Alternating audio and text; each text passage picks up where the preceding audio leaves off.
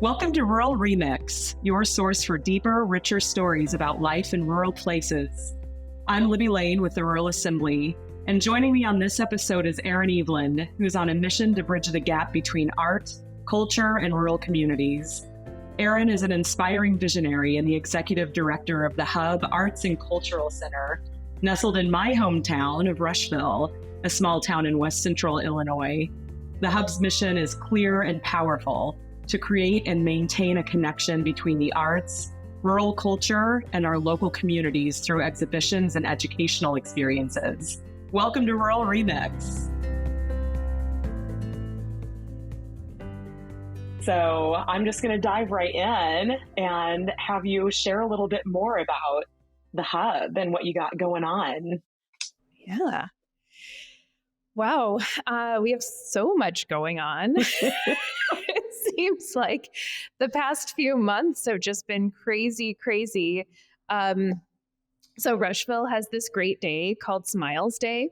It's been going on for about over 100 years. It's when the soldiers came home from World War I, welcoming them.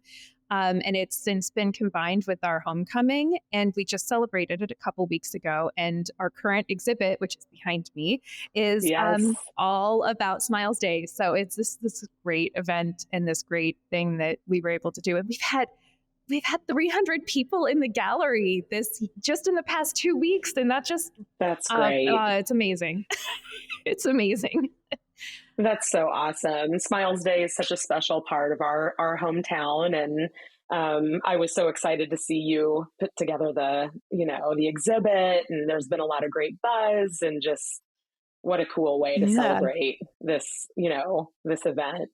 So just, thinking about like your background and your journey to getting to the Hub, you were an art teacher for a long time, right? And then, I taught art for about 13 years, and I left education mainly because I was tired of teaching, but more so I was ready to be a mom. It makes sense. Like, my kids were older. Like, it's not like I never have had any desire to be a stay-at-home mom, but I wanted to be more active in my kids' life. And as a teacher, I think a lot of teachers would understand that you can't take off for field trips. You can't take off. Like, it's hard to take off when they're sick. It's almost more work to take off a day than it is to be there. So for me, that was a big deciding factor to step into this nonprofit world, which is insane and crazy and busy, but it offers me so much more flexibility than teaching did, right? And also I could fill a need in the community that I just, I saw, I think being part of the Hub, really start getting it going and starting it, it was done out of a necessity and need for that we saw an opportunity to create more opportunities for our community. Yeah. I think we had a conversation once when I was home for a visit, and I was telling you that little Libby would have been so geeked out to like have a place like the Hub to come to up on the square and to, be involved. You have so much educational programming going on for kids, not only kids, but adults in the community. You have like a whole kids series of art programming. And then you also have amazing programming. And I think like wine nights, like wine and paints, and what an incredible resource to bring to, especially I think, we're talking about rural, right? Small towns, and how do you bring programming like that that's so important into rural communities?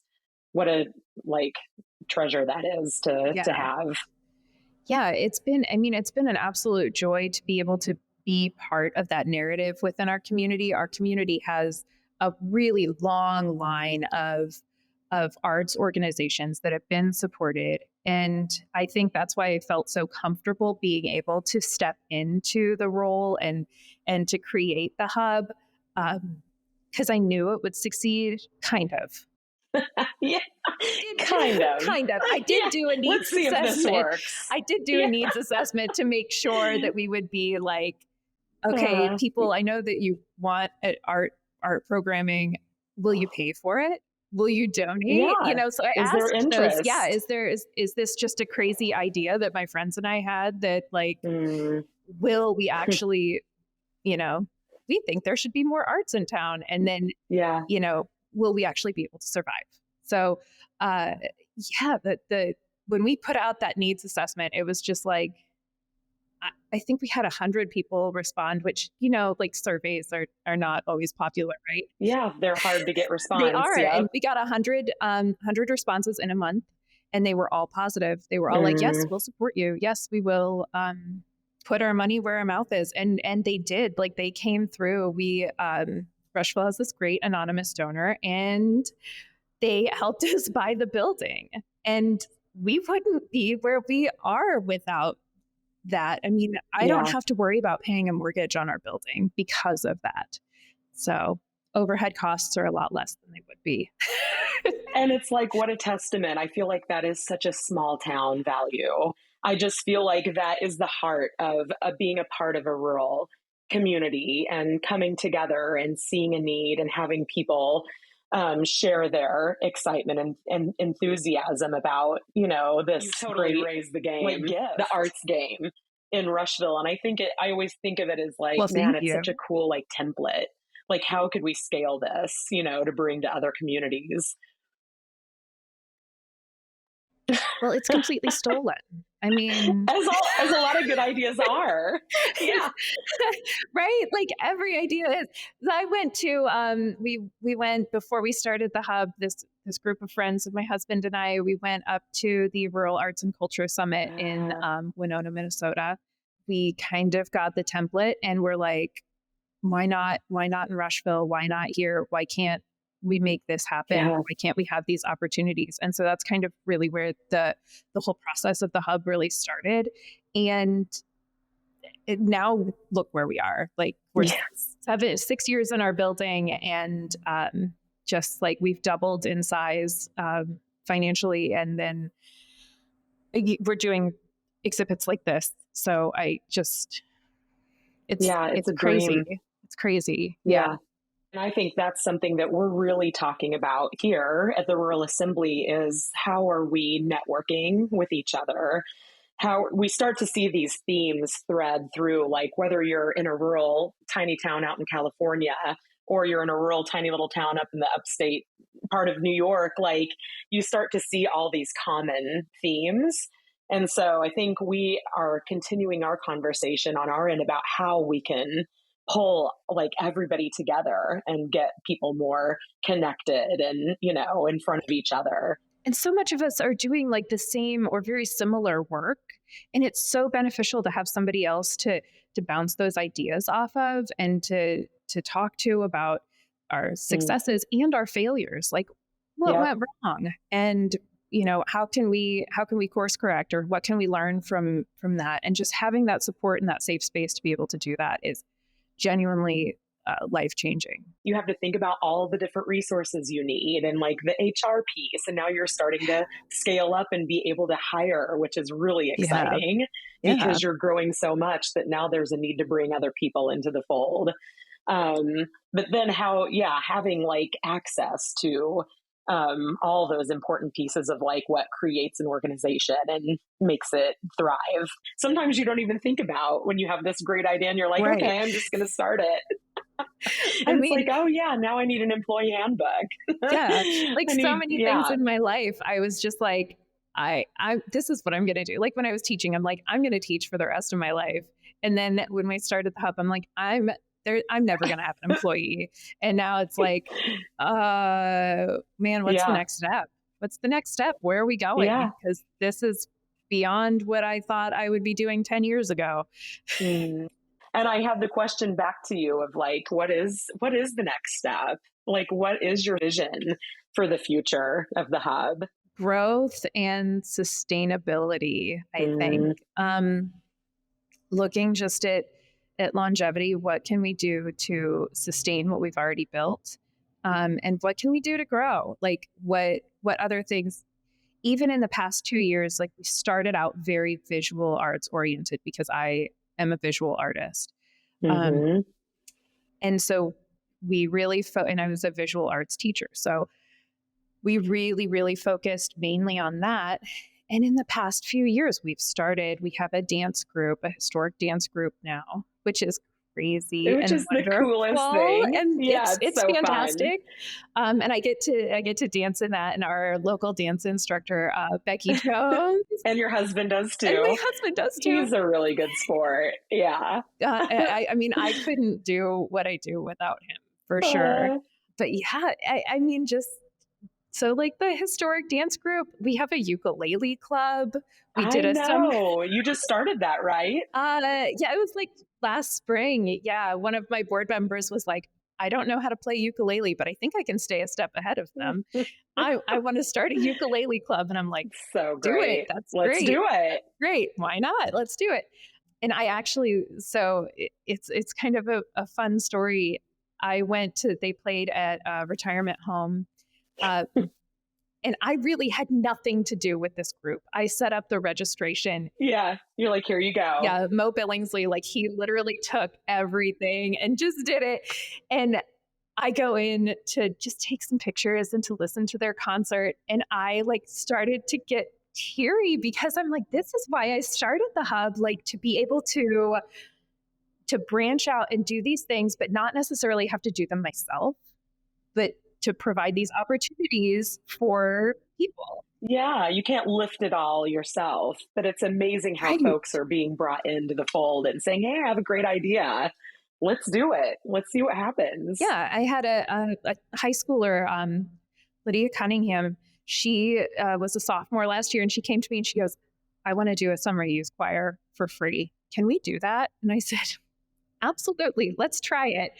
And she did. Man, she pulled off this great little concert. She worked with the kids like 2 times a week, all through June, and they did a great job. You're like starting to like organically build these opportunities for people in the community to come in and say, I'm really interested in doing this. Like, is this a possibility? I really feel like that's where we're going in the future, is producing more of these organic programs where we get just more people involved. And that is the magic. That's the magic of creating what you've created. Like you have a really great structure, but within that, it's really fun to see all of these new initiatives happening and sparks flying in the community and, you know, productions, and you're like selling out of things. Don't you see, like you sell out of your classes? Sometimes, yeah, not all the time, but yeah, there are times when we do. And there are times when we don't. You know, we have to accept our failures with our successes. But, you know, I think you just kind of have to go with it and figure things out. There are times when it's like, why didn't anybody sign up for this class? Or why did only 2 people sign up? Well, there was a basketball game that night. Sure. Yeah. Good luck with that. Realize, you know, like those kinds of things, like you really have to kind of take into account all of these different things when you're in a rural setting, because people are spread so thin already. I'm curious about what your thoughts are on just challenges with, you know, creating what you have in like a small rural community. You know, what are some of the challenges around that might not be present in like a more urban environment? Yeah, funding. Yeah, the big buzzword. Yeah. I work really, really hard at writing grants and donor management and getting donations. Our programs really don't bring in a ton of money for us. We really, really survive, which they do bring in some. They bring in some, but that's not really why we do them. You know, we really do them more as a service to the community. So grants and donations, but grants are hard to come by, especially in that West Central Illinois area. We're too far south of Chicago to get those grants, and we're too far north of St. Louis. So there's just kind of this band of Forgotonia. Gatoya, exactly. It's named that for a reason. It is. We are. It really is. It really is. Yeah. So funding has been an issue, or I thought it would be more of an issue, I guess. I go after grants. Like I'm kind of a bulldog about it. So I get a lot. Well, and you have to be. Yeah. Yeah. And our donors have just been like phenomenal, off the charts, way more than I anticipated when we started. I did not think that we would get the amount of donations and sponsorships that we do. That's been eye-opening and absolutely amazing for me to see the support in numbers just financially. One of the challenges is being siloed, being by yourself. If you're not out there really, really working to make those connections with other people, you can burn out really fast. Yeah, it's a constant labor of love, isn't it? Yeah. And totally worth it. I mean, totally worth it. Absolutely. Yeah. I would not want it any other way. I do really, really love my job. It's so great to be able to say that. And it shows. Yeah. It shows in the community. It shows in the response. We're going to take a quick break, and here's a message from our partner at the Daily Yonder. Hello, I'm Olivia Weeks, a reporter for the Daily Yonder. I'm currently producing another series for the Rural Remix feed on the history of methamphetamine in rural America. If you want to hear more about that story, how meth went from a spectacular national panic to an endemic drug problem, and then eventually joined forces with synthetic opioids to produce the overdose crisis we face today, stay tuned for a preview at the end of this episode. And now let's get back to the conversation with Erin Eveland.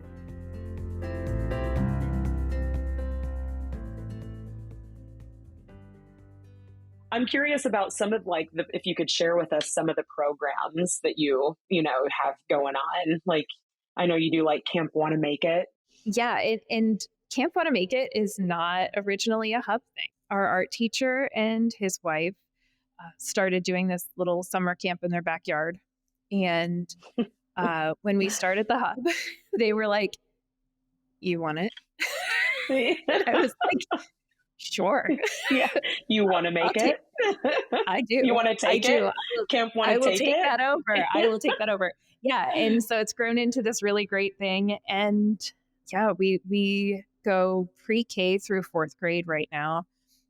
We used to go through 6th grade. Yeah, Camp Wanna Make It is great. We do 2 weeks a summer, and it's a day camp, but it's only like an hour and a half day camp. So it's not like a full day. So they come in for an hour and a half. They make projects all week, and we do 3 different sessions each week, and they get to take home I'm sure their parents love it, a variety of work. I'm sure they do. For a while, genuinely, at least, right? I know what the clutter is like as the parent. I get it. Yeah. I get it. Trying to find a place to put everything. Yes, and display it because they're so proud of their work, right? Of course, as they should be. Yeah. And we have we do a lot of adult classes too. So we've got barn quilt painting.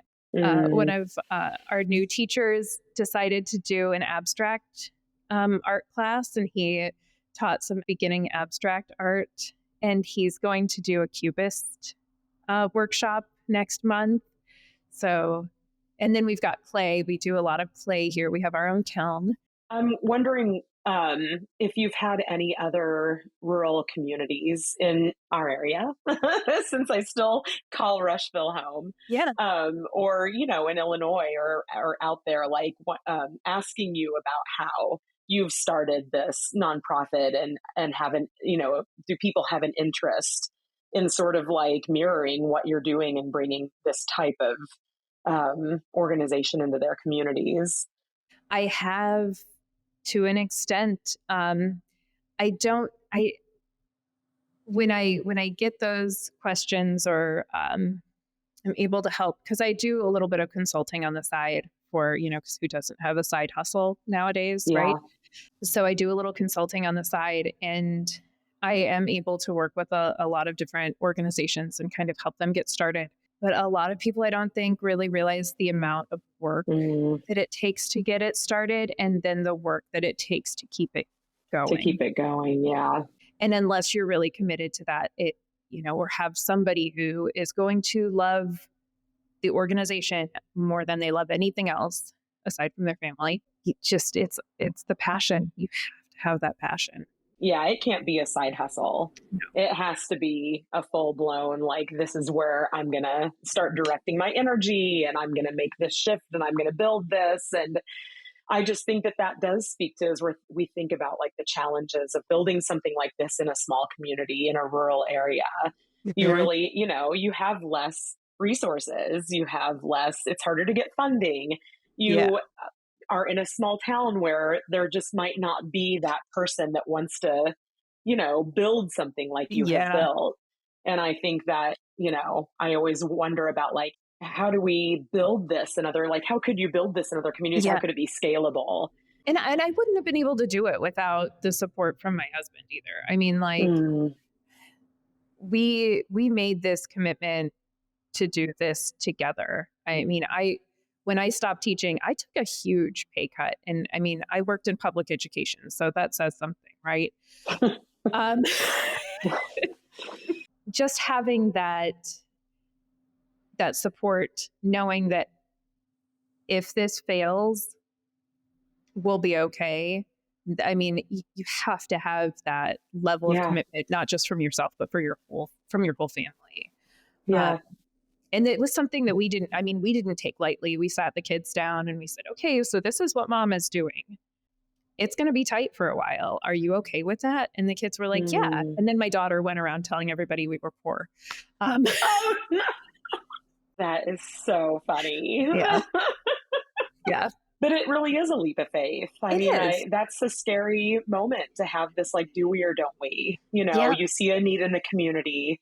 I mean, I've always felt like our community sort of clings to the arts. Like, it really always has been such a thriving area. For such a small town, I've always been inspired and a little mystified by, like, how well the arts are received and, like, how much support there is from folks to be a part of it. We have, I don't know if you are aware, but we have Spark Places of Innovation. Smithsonian Museum on Main Street is coming to the Hub October 21st through November 25th. And it is all about small towns, rural towns that are reinvigorating themselves through innovation. So super cool, totally on point for us. So cool. Yeah. And our companion exhibit is actually it's featuring 5 different arts organizations within the community that have been successful. And Spark was a big part of that, because one of their pillars that they're featuring of innovation is the arts. The Hub is in that pillar. Kind of a big deal. It's kind of a big deal. It is. And then I get to, bring in these other organizations from Schuyler County that have been just so successful, like the Schuyler Singers and Pandora's Playhouse and Farwell House and dance organizations and Schuyler Arts Council. So I was able to like talk to all of them and kind of get a feel for like the things that they did. It's been very enlightening for me to be able to explore, those organizations that came before us. It's so much fun. It's so much fun and it's so meaningful. It is. You just touched upon something that really resonates with me, which is being I think it is a rural, it just so resonates with rural and small towns, is like that pride of like our past, the pride and the, humbleness in a way of like, where our roots, what is our story as a community? Yeah. What is your small town story?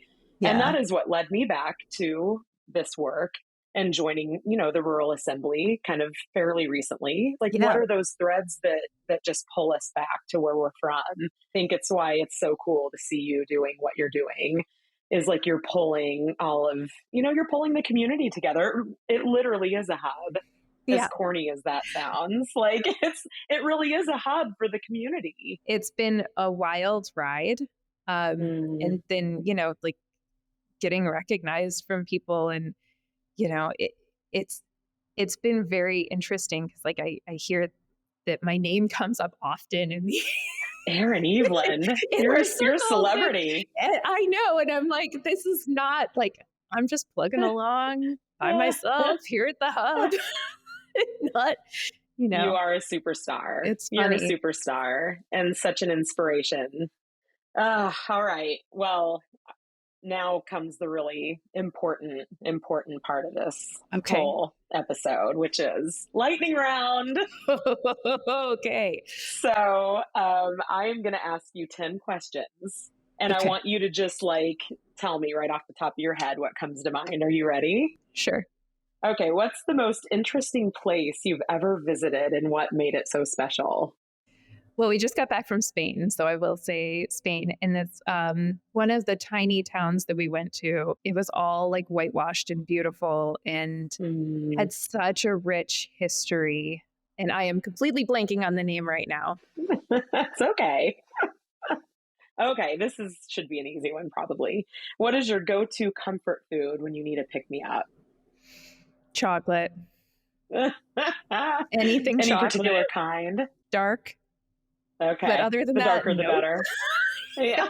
Just chocolate. Just chocolate in general. That's all I need to say. Yeah. Okay. Gotcha. If you could travel anywhere in time, past or future, where would you go? I don't know. I think I might like to see Rushville in the turn of the century, like early 1900s. I would be very interested to see, cool. Just after doing all of this research. It would be wild. That. Wild. I'll go with you. Can I come along? Absolutely. Okay. What's a book, TV show, or movie that you're reading or watching right now and loving? So many.